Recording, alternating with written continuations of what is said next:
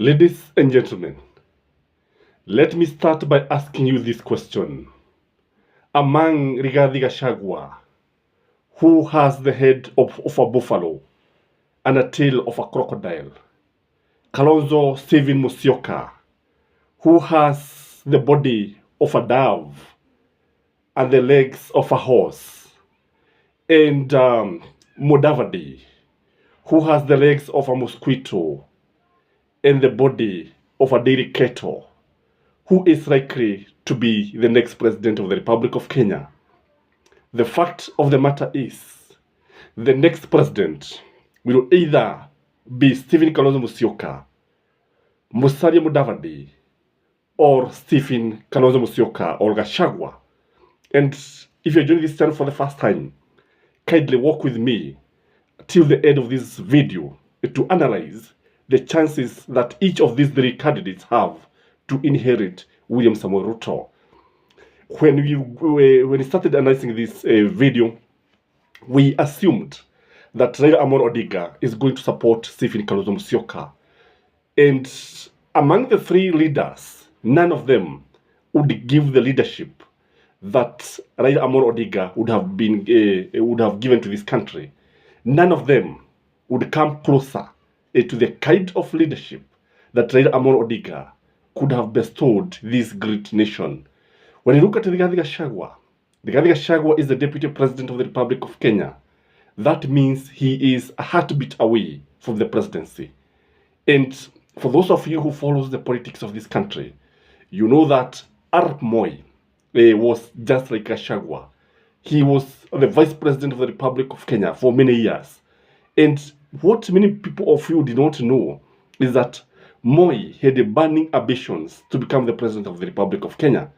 And during the 1963 Lancaster House Conference, when Kadu and Kanu each had their own manifesto, and you remember he had an election between Kanu and Kadu, and you remember Kadu, led by Gala, had to close the floor, and Moi was on that side of Kadu and joined Kanu.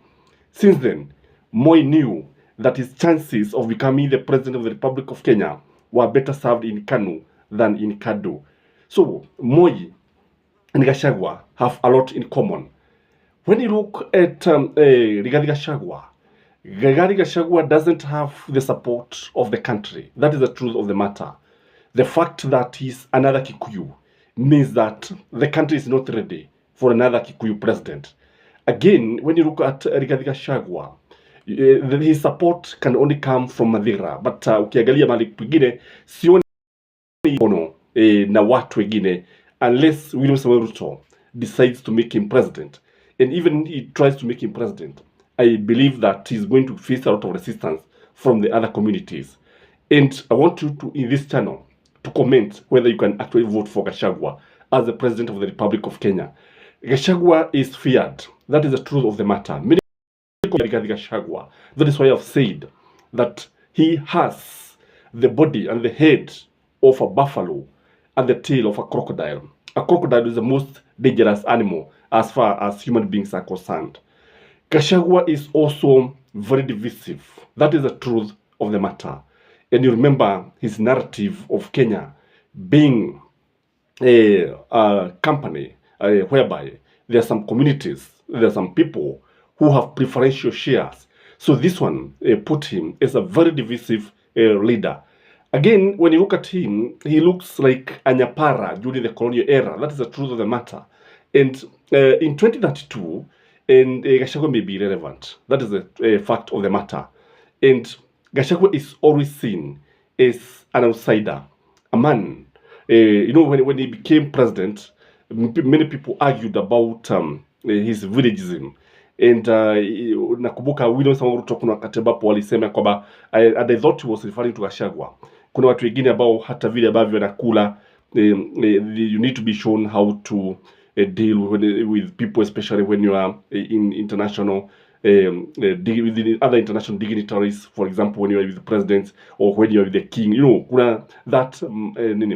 that way that things are done. You don't just do things the way you want. So Gachagua is seen as an outsider. But when you look at Mudavadi, Mudavadi can easily galvanize the Mulebe nation. That is the truth of the matter. If Raila is not there, Mudavadi can take a big chunk of the Western nation behind him. Again, Ruto can decide to make Mudavadi the president of this country.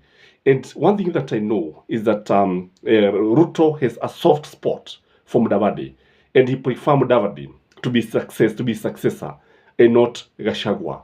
The man with the head of a dairy cow, and who is seen as a son of a prince, is an insider. Because when you look at it, his father, Moses Mudavadi, who was the minister for local government, was a very influential person. And he comes from a very rich family. That's the truth of the matter. But the problem with Mudavadi is that Mudavadi is not a fighter because he's a prince. Prince really fight, and they don't want to soil their clothes when they are fighting. Hawataki kuigiza katika siasa sana, na wakati wanajiigiza utaona kwamba wanatembea pole pole, like kama wanakanyaga ni ardhi kwa uoga, kama wanaona wanawezemezwa na ardhi. So they prefer a silent life. And that is how, even when you look at Uhuru Muigai Kenyatta, that is why he did not campaign vigorously for Raila Amolo Odinga. Because if you ask me, Uhuru was also a son of a prince. But when you look at Mudavadi has the demeanor of Mwai Kibaki. Na ni mtu ambaye I don't know whether he has a big chance, if you ask me. Without the support of William Samoei Ruto, I don't think Mudavadi can become the president. But you remember that Raila Amolo Odinga can decide to also support him. So if Mudavadi is supported by Raila Amolo Odinga and Uhuru Muigai Kenyatta and William Samoei Ruto, he can win the presidency in the morning. That is the truth of the matter. When you now come to Kalonzo, Kalonzo is one person with the following. He has a huge crowd behind him, especially from the Kaba nation. He also, Kalonzo has support from many parts of the country, Nairobi, Coast, Eastern. And when you look at Kalonzo, Kalonzo is the only person who can beat William Samoei Ruto in 2027. Because when you look at it, Kalonzo has this, because he seems to have the support of Raila Amolo Odinga supporters. Raila Amolo Odinga supporters seems to have agreed to support Raila Amolo Odinga, Stephen Kalonzo Musyoka, silently. When you look at it, the man is very eloquent. The man is presidential. The man, when you look at the international network, he has connections. When you look at his credentials, you see Kalonzo comes out as a diplomat. Kalonzo is sellable also in the mountain, unlike Gachagua, who is not sellable in the mountain. That's the irony of the matter. Stephen Kalonzo Musyoka is sellable in the mountain. And when I look at Stephen Kalonzo Musyoka, the greatest challenge, if you ask me, is the financial challenge. But with the support and the mobilization skills of Raila Amolo Odinga and Uhuru Muigai Kenyatta, I think he can make it. And again, when I look at the international connections of the three, Gachagua seems to have the worst connections. Kwa sababu unajua he is very new in the executive, though he was there during the provincial administration is a deal. Lakini what we are seeing now, this is a time that he's having roots as far as the international connections are concerned. But he's also a man of means. He has money.